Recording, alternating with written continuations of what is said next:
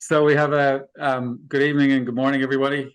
We've got a nice wide geographic spread with this group and nice spread of technologies and problems being solved as well. So I'll kind of I'll give you a chance during the questions, the first question to kind of introduce yourself. But we do have, as you can see, Abby Croutear-Foy, the Chief Growth Officer at AquaWatch. We've got Jacqueline Fitzgerald, co-founder at Concept Dairy. We've got Matt Lynch, the country manager for Ireland and UK from Levno. And we have Sean Smith, co-founder and commercial director at Micron Agritech. And somebody's got some background noise. So hey guys, I don't know which sessions you've just been in, but I was in the Voice of the Farmer. And we heard a fair bit about tech adoption on farm, and we just have one of those farmers join, which is quite cool. So I'd like to put the question to you guys around your strategies for helping farmers adopt your tech. And while you're doing that, just explain what you're doing in your organizations to kind of give an intro. And maybe let's start with you, Abby. I don't know that, but I know that's alphabetically the first. That's the last time I'm going to get that right. So you can kick off with that one, Abby, and then, while you're answering it, give us a little bit of an insight into you guys as an organization as well, and where you're based. Cool. I am Abby. I'm from AquaWatch. I am based in New Zealand, in Auckland, very close to Shane. Weirdly enough, I saw him at my physio just the other day. Super random, but I was wearing my Agritech shirt at the same time, so it felt quite good. I work for a company that was founded by farmers on a farm. They were seeing basically their rivers dying because cattle were being pastured in upstream.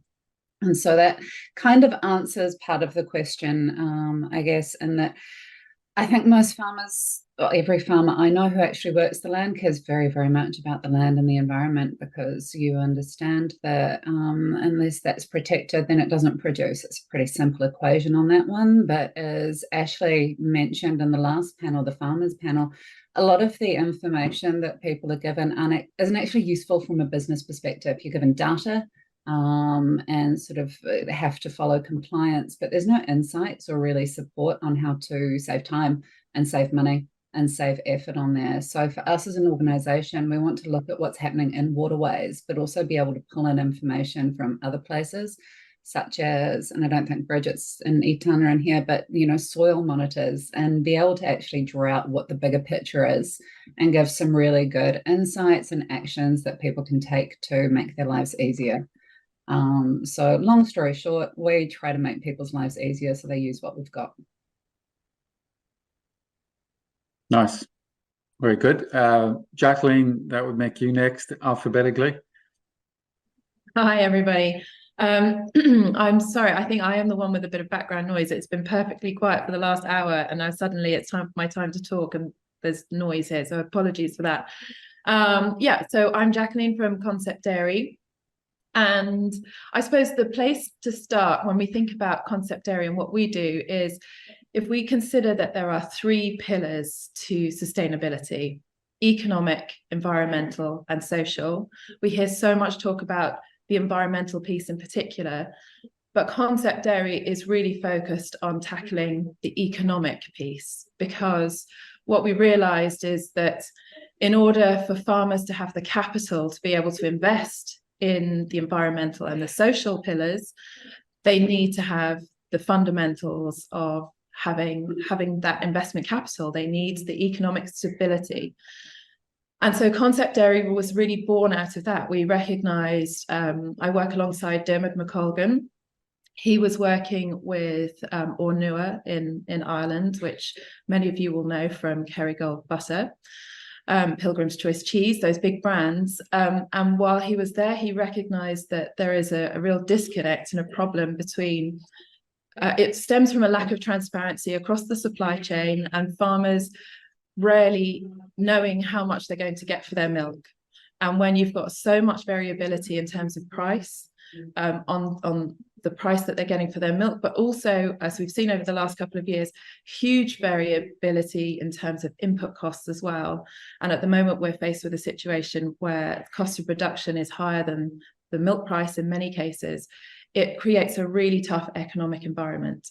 So Concept Dairy is really focused on bringing that price transparency and giving farmers control. So giving them the ability to see what their milk price is worth today and then into the future, and enabling farmers to lock in that price. So in terms of how we sell our technology into the market, for us, the farmer is the influencer, particularly in the Irish market, and we see a lot of comparison and similarity into the New Zealand market, which is also mainly a cooperative structure. So the farmers are the shareholders, so they have so much influence over how the supply chain potentially could operate. So we talk to the farmers a lot. We're pretty social, active on our social media. Me, not so much actually, Dermot in the main. We're really influencing those farmers and helping them to realize that there's a different way of doing things and that they can have control of the milk price by using new technologies that we've introduced. And that's what we sell into the processor then. So our main customer then are the processors, the co-ops, who are, they were originally set up to process milk, turn it into butter, cheese, all the different products. But over the last 10 years or so, they've also now been asked to be commodity traders and to understand and manage the volatility in global markets, which is a skill set that is new, and that's what we bring. So Concept Dairy is really focused on creating that price transparency and helping the processors to manage their price risk so that then they can offer the farmers greater stability. Nice. Matt, if you can remember the questions, but at least start by introducing Levno, and then really we're talking about how you drive tech adoption on farm. Yeah, hi all, Matt here from Levno. And firstly, just a little bit about Levno is we are a monitoring and an IoT company with monitoring solutions, and expanding on that a little bit is the monitoring solutions we deliver onto farms in a range of areas, so across different assets to help farmers and their agri-businesses, their partners, like Jackie just mentioned, their co-ops, their dairy processors and producers manage those assets. So it's about the real-time monitoring of things like milk monitoring, other things such as fuel or feed monitoring, but basically we set out as a business to deliver those insights and that data back to the various stakeholders on farm, and that's really important for us is delivering the right data or the right insight to the right people, and that changes of course depending on your management style, depending on the farm or the operation in question. And I think, and also through to the agri-businesses, depending on what it is that they're actually after. So we have the same system, one solution on farm, but the insights are able to be used by multiple audiences. And that really comes to what we do differently, I suppose, at Levno, is we are tailoring different technologies or solutions and insights to those various stakeholders. So that's very important when you look at adoption. So for us, when the solutions are being adopted, that they actually have the meaningful insights available for the various stakeholders. So we see this buy-in across organisations, and we actually see value for not just on farm, but we see value for dairy processors and agri-businesses in both our milk monitoring and feed and fuel solutions as well. So that's really pivotal for us to help with the initial buy-in, but also the way that we're established as a subscription-based model means that we're removing, as was mentioned in the farmers panel earlier, generally there's this conception that there's a high cost to entry, and sort of a subscription-based service, which is all of our solutions, helps to sort of mitigate that and make it easy to adopt. Nice. I guess should be pointed out that you're a New Zealand company you're living in Ireland now, so that's quite a good link here. So that's a Yes, pretty cool thing. Sorry, Yep. second part of that. Yeah, absolutely, Shane. So yes, we were founded in New Zealand, where our solutions are very widespread throughout New Zealand and on farms. But I am now based in Ireland as we expand into UK and the Irish markets. Nice. I'll come back to that in a little bit. Sean, tell us a little bit about Micron Agritech and I guess AgTech onto farm, what that means and how you guys do it. Of course, yeah. So maybe a slightly different approach from our side. So firstly, hi everyone, I'm co-founder of Micron Agritech. We're an Irish startup, originally a spin out of Technological University Dublin. So essentially I started with three others as a student in Dublin, no farming background or veterinary background. But we just kind of came across this problem of resistance to medication in agriculture. So we essentially started looking at the issue of anti-parasitic resistance, and found that while parasites, internal worms, are a huge problem on farm, they affect feed efficiency, weight gain, essentially one of the biggest challenges faced on a day-to-day level by farmers. That most farmers are not actually testing their animals for worms, and rather they're just kind of blanket treating. That was the most time efficient approach, but we're seeing a lot of issues now recent times with a resistance building up to these medications. So essentially they're starting to become less and less effective. And the kind of way forward is to move towards a diagnostic targeted treatment approach. So we set about trying to improve how this process works. So we developed a Micron kit. It's essentially a portable and rapid testing kit that farmers or vets or animal owners can use to do a test on the spot and get a result in a couple of minutes. So it all works through image-based artificial intelligence. So it doesn't require as much human interference and doesn't require you sending a fecal sample to the lab and waiting a few days for a result. So it shortens that decision-making time frame for the farmer in terms of whether or not they need to treat their animals. But essentially, in terms of going to market, we've taken the approach of predominantly focusing on vets. So kind of it's animal health, and one of the biggest barriers for us in terms of changing behavior at a farm level, moving from just routine treatments to a more testing-led approach. Going direct to the farmer would just be adding another task to the list of things to do. We all know farmers are busy enough, so we pretty much focused on in Ireland first selling our tech into vets, so that vets can offer the service to a farmer. They can get the farmer a quicker result and advise them better on whether or not their animals need to be treated. And it just kind of takes a bit of workload off the farmer's hands. It actually saves them time and money in the long run, because what we're finding is a lot of the times they don't actually need to go in and just blanket treat the entire herd or the entire flock. So that's the main approach we've taken in Ireland. We've expanded into the UK as well. In the UK is a bit different. It's kind of more retail focused. So there's vets in the UK, but there's also I suppose advisors in all of the animal health retail outlets that farmers would also go to for advice when it comes to purchasing medications.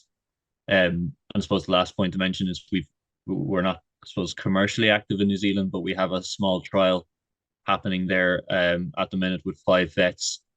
So market by market, it might the route to the farm might change, but it's kind of a slightly different approach rather than just going direct to the farm, kind of through intermediaries. So it's been interesting.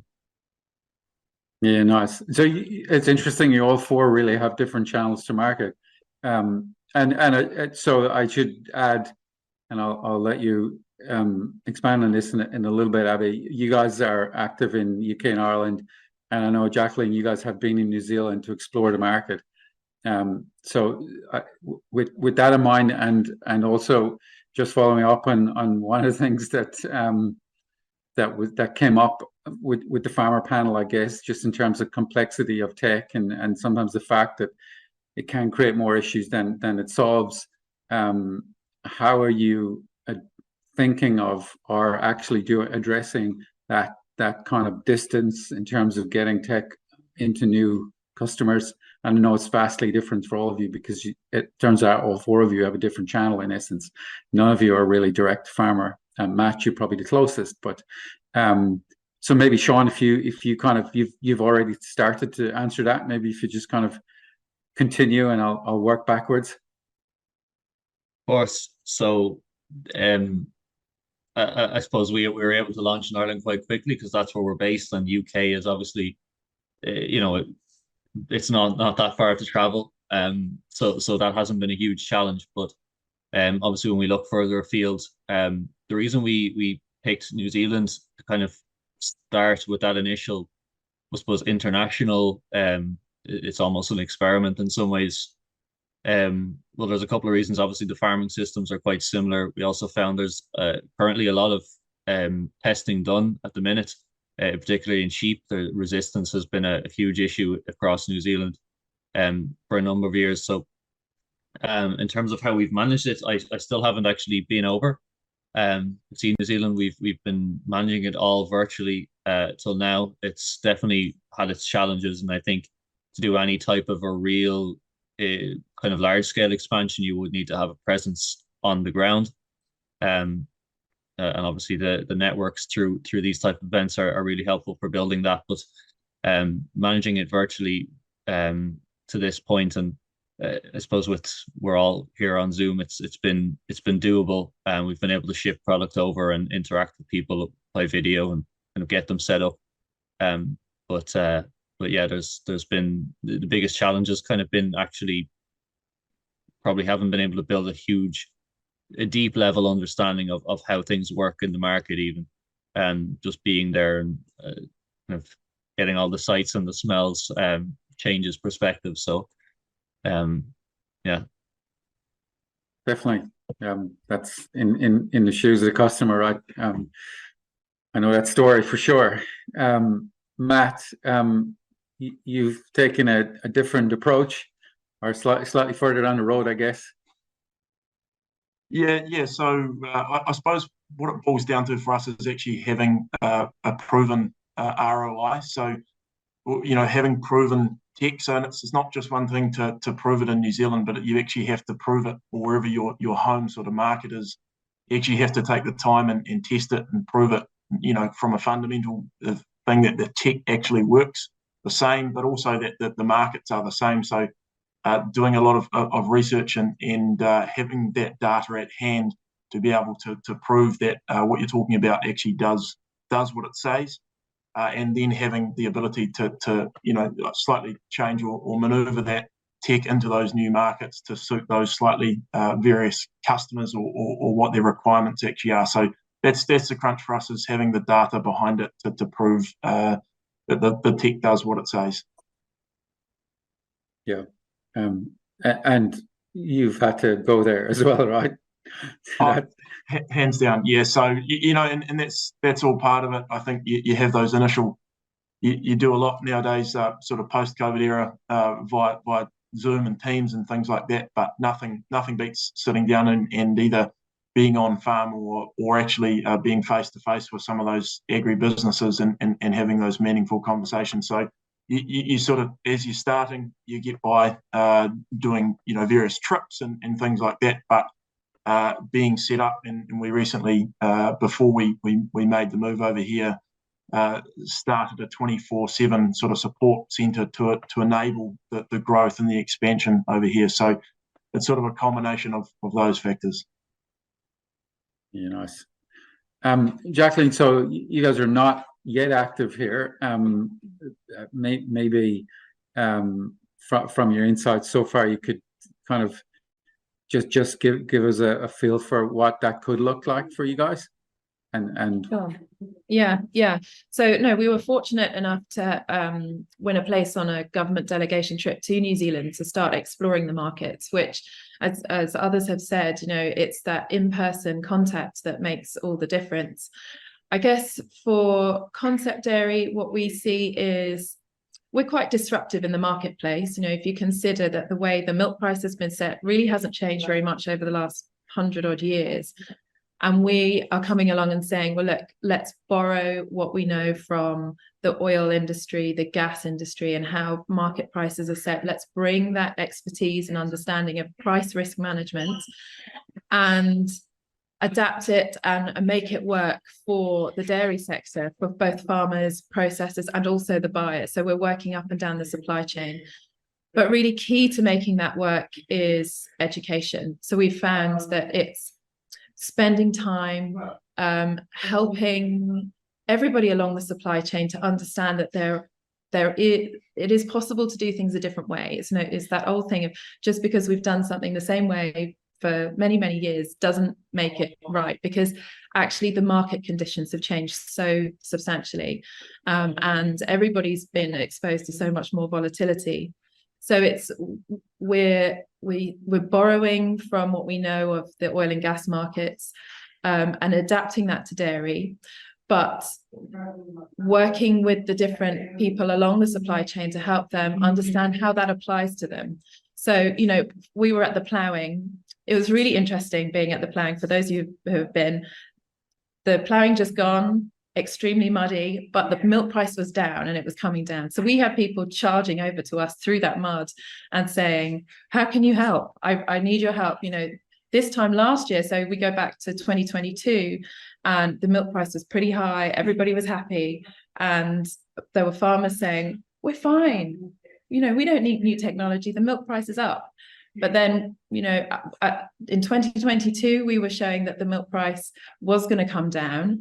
But using our technology, farmers would have been able to lock in a good milk price, up in the 50s, 50 cents a litre for 2023 and 2024, if their processor had been on board.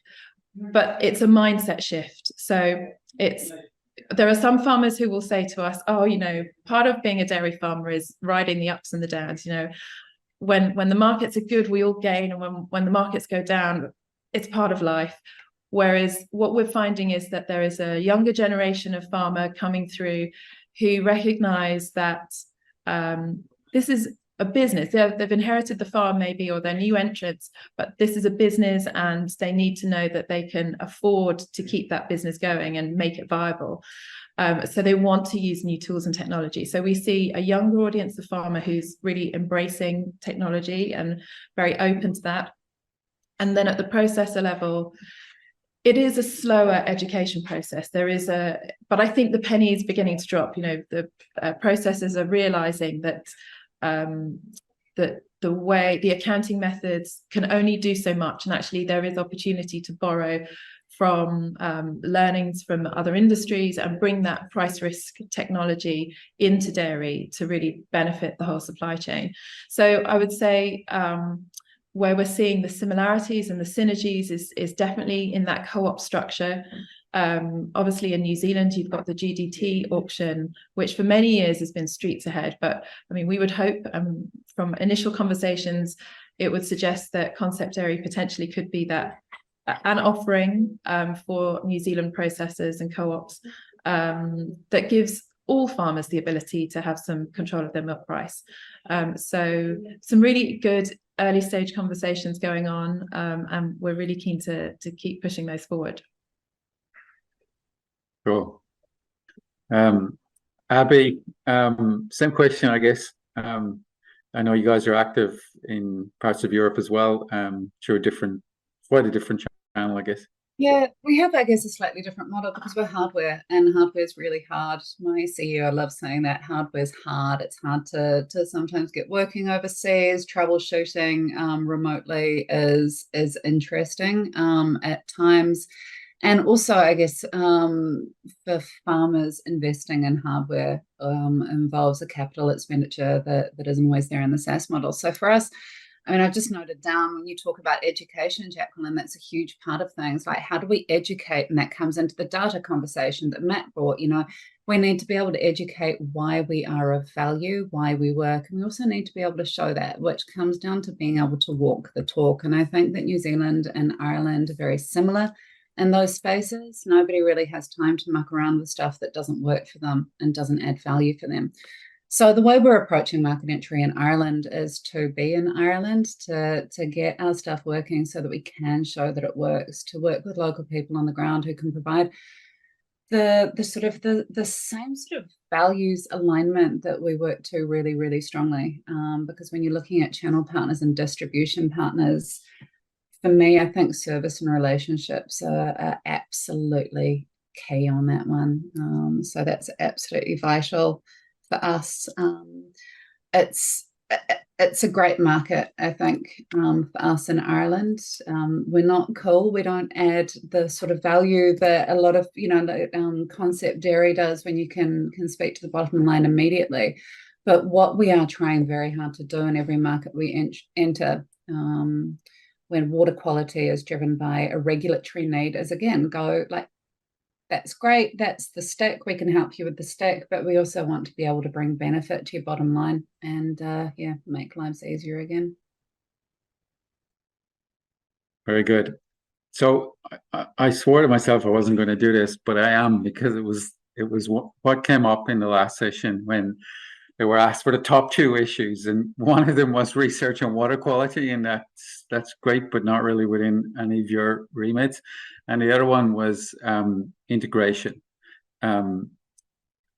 Somebody put their hand up and speak to me about integration, and don't use the words data interoperability. Matt, I think you've got an opinion there. We'll start there. You're in the middle of my screen. Yeah, look, I think it's a continuing issue, right? Like we've all heard about sort of the siloing of data, but for us, it's driven by the customer, the consumer, and their needs and desire to have things integrated will continue as sort of tech becomes more prevalent and available on farms. So for us, our systems, we have integration options, either integrating third-party data or information, but vice versa. We send that information, in particular, with dairy processors, we're sending our data through to optimize their logistics and feed into their systems. So I think it's just being able to have an honest conversation with your customers about what their needs are, and if you can't, help them initially with those needs, about being open to the possibility of sharing information with other parties, and I'm sure that'll continue to grow as solutions come. We the thing I hear when we go to field days is everyone's sick of having logins, and I know that I can't remember any of my passwords. Having multiple logins and having to deal with different things is just a nightmare. And so from our perspective, it's learning about when to hold on to the data and the information we've got, and learning when to be brave and share that, because it actually, the more we collaborate and the more we bring in other partners and work with people and share what we're doing, the more value our customers see, which means the more adoption we get. And I think that there's definitely a piece in the ag tech space of just going, yeah, cool, we know that we're really good at what we do, and we're actually happy to share that and help other people be great at what they do as well. Nice. If I could just comment on that. Yeah, Peter, hey. Yes, hi. I'm from Origin Enterprises. It's a large agri-services company in the UK, Ireland, and Eastern Europe. So we have a digital ag subsidiary in the UK, and I think what's really important is both the quantity and the quality of data for decision support. There's huge issues here. There's also issues around the heterogeneity of data, and one of the things we're doing is we're applying various forms of machine learning and AI. We have a large partnership with UCD that I'm involved with, which is a 17 million euro project over 6 years, applying AI to agtech. So I think the issue of data access, ownership, processing, there's a huge job to be done, I think, in pre-processing agricultural data, which is often not collected for the purposes of machine learning And I believe that the future of ag tech is going to be dominated by machine learning. It's something that I haven't heard mentioned so far here. It's something that we do, Peter, and that we have to gather data for regulatory reasons and provide that in a really easy format. But what I spoke to at the start was, how do we turn that data into insights? How do we bring in other bits of the puzzle? And how do we turn that into the ability to manage land in a really effective way that means that you can get the economic sustainability that you need to get, but also you're not degrading the source water that's actually a really important input and can become very costly if that happens. And that is, again, just about collecting data in a really effective way, managing it and sharing the insights. My watch can tell me a lot that I don't sleep enough, and I know that, but it doesn't tell me how I can organize my day better so that my work's done earlier, so that I get to sleep at a decent time. Probably not helped by events like this at the on social ends of the day. Sean, tell me about what you guys do in that respect. I was just going to come in on that because there's a few interesting points. I suppose, firstly, from our point of view, we're still relatively early stage. We've got a good foothold in Ireland. We're starting to build in the UK. And one of the challenges with this data question, I think, Peter, you mentioned it as well, it's volume, and volume of not just any data, but quality data. So our whole platform is built using machine learning. It's data analysis, that's how we actually deliver results quickly. So we built a huge data set of known values that when we get images in from a new test from a client, and we're able to deliver that result based on our data set of known data. So that's internal to us and that's proprietary. So we've collected that data, and to share, we'll say that proprietary data set would obviously enable anybody to just go and build the same tech that we've built. So it takes away our competitive advantage. So there's kind of different lenses, but then that result that's generated is a hugely valuable piece of data as well, not just individually for that vet or that farmer, but that's, if you imagine that as a point on a map, as a geo spread, that could be used for surveillance across an entire country or region or even the world. So we're kind of still in that phase of building up the volume of that, those valuable data points that kind of offer a kind of external value as well. And then I suppose the question that's on, I'm just seeing session closing now. Maybe I'll finish there. 9 seconds. Jeepers. Jacqueline, it looks like you don't get to respond to that question.